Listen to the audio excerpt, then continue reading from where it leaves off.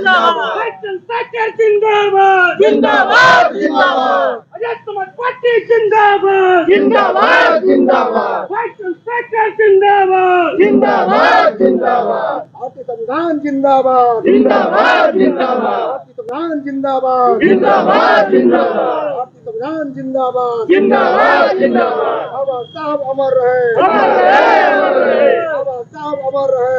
नहीं चलेगी नहीं चलेगी नहीं चलेगी पुलिस प्रशासन हाय हाय हाय हाय पुलिस प्रशासन हाय हाय हाय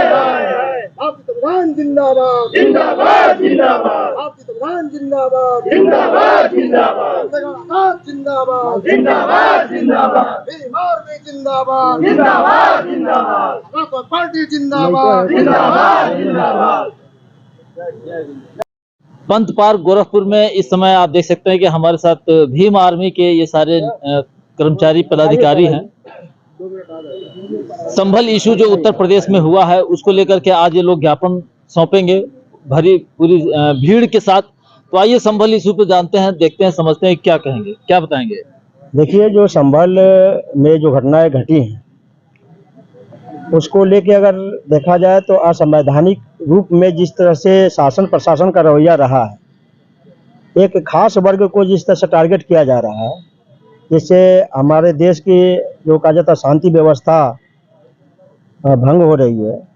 और अगर देखा जाए तो मानवता तार तार हो रही है। इसी मुद्दे को लेके हमारे राष्ट्रीय अध्यक्ष माननीय भाई चंद्रशेखर आजाद जी का आह्वान रहा है कि संभल को लेके हम महामहिम राष्ट्रपति महोदया को संभल के हुई घटना के लिए न्यायिक जांच की, सुप्रीम कोर्ट की निगरानी में न्यायिक जांच की मांग की है और उसी को लेके हम एक दिवसीय धरना प्रदर्शन कार्यक्रम करते हुए महामहिम माननीय महोदया राष्ट्रपति महोदय को हम लोग ज्ञापन सौंपेंगे जिलाधिकारी के माध्यम से। लेकिन प्रशासन का जो स्टैंड रहा है पूरे घटनाक्रम को देखते हुए, वो उधर से पत्थरबाजी होने लगी तो उसको इस काउंटर अटैक में कहीं ना कहीं जो 4 से 5 लोगों की हत्या बताई जा रही है उसकी हो गई है। सर, अगर देखा जाए तो अगर पहली बार जो टीम गई थी वहाँ सर्वे करने के लिए, उस समय मामला एकदम शांतिपूर्ण तरीके से था, कोई उपद्रव नहीं हुआ, कोई अशांति का वातावरण व्याप्त नहीं हुआ। लेकिन मामला वहाँ पे जब बिगड़ा जब दूसरी बार गई टीम, जब दूसरी बार टीम गई तो उस टीम के साथ कुछ अराजक तत्व थे जो एक धर्म विशेष का नारा लगा रहे थे और कहीं ना कहीं वो नारा जो दूसरा पक्ष था उसको उग्र कराने का काम किया और ये क्रिया और प्रतिक्रिया का वातावरण व्याप्त हुआ। जो पत्थरबाजी की बात हो रही है, पत्थर बाद में चले, पहले ये नारे लगे, कहीं ना कहीं जैसे सांप्रदायिक नारे दे करके और भीड़ को भड़काने का काम किया, उग्र करने का कार्य किया गया। और हमारा ये मानना है कि जब हमारा लोकतंत्र कायम है, हमारे यहाँ न्यायपालिका है, तो किसी भी वर्ग विशेष को, किसी भी भीड़ को कहाँ से अधिकार मिलता है कि वो कानून व्यवस्था अपने हाथ में ले ले। जब हमारे पास न्यायपालिका है, शासन प्रशासन है, तो सारे कार्यों का अगर दिखाया जाए जिम्मेदारी शासन प्रशासन की होती है, न कि वर्ग विशेष की होती है। तो इस मामले को लेके हम लोग का यह मानना है, हमारे माननीय राष्ट्रीय अध्यक्ष जी का मानना है कि इस देश में हिंदू मुस्लिम सिख ईसाई हो, चाहे जैन हो चाहे बौद्ध हो, सब जो है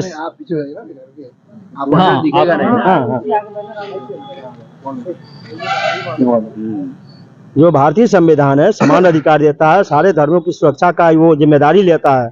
हमारा जो शासन प्रशासन है। तो हमारा ये मानना है कि एक खास वर्ग को, एक खास धर्म को हम क्यों वरीयता दें और एक विशेष धर्म को क्यों हम प्रताड़ित करने का कोशिश करें। किसकी फेलिंग मान रहा है पूरे अगर प्रकरण को देखा जाए तो ये किसकी फेलिंग है? देखिए, ये शासन और प्रशासन दोनों का फेल्योर है। हमारा ये मानना है कि शासन प्रशासन का दोनों का फेल्योर है। जब पता है कि वहाँ पे सेंसिटिव मुद्दे हैं तो प्रशासन को समुचित मात्रा में वहाँ पुलिस प्रशासन को उपलब्ध कराना चाहिए था और वहाँ पे शासन व्यवस्था जो है, वहाँ पे शांति व्यवस्था बनाए रखने के लिए प्रशासन को भरपूर कोशिश करनी चाहिए थी। तो हम अगर फुटेज में देखें हैं, जो वीडियो है उसमें पुलिस जा रही है और पीछे सांप्रदायिक नारे लग रहे हैं, तो ये कहीं ना कहीं मिली भगत है शासन प्रशासन की, तभी संभल का जो कहा जाता है माहौल बिगड़ा है वहाँ पे। जो आज आप ज्ञापन दे रहे हैं तो उनमें किन किन मांगों को सम्मिलित किया है? देखिए, हमारे ज्ञापन के माध्यम से हमारा मानना है, हमारे राष्ट्रीय अध्यक्ष जी का, एक ही उनका ये मांग है कि पहली मांग तो ये है कि सुप्रीम कोर्ट की निगरानी में एक न्यायिक जांच का गठन किया जाए, जो इस मुद्दे को न्यायिक रूप से जांच करे कि मामला क्या है। दूसरा मांग ये है कि उसमें कि जो निर्दोष लोग उसमें फंसाए गए हैं उनको मतलब बिना शर्त जल्दी से रिहा किया जाए, और जो दोषी हैं उसमें, इस प्रकरण में जो भी दोषी हैं जिन्होंने संविधान की हत्या की है, उनको जो शासन और प्रशासन के द्वारा जो भी समुचित हमारी न्यायपालिका उनको दंड देती है, उनको दंड दिलाया जाए। क्या नाम है आपका? मैं शशि भूषण साका, आजाद समाज पार्टी गोरखपुर जिला अध्यक्ष।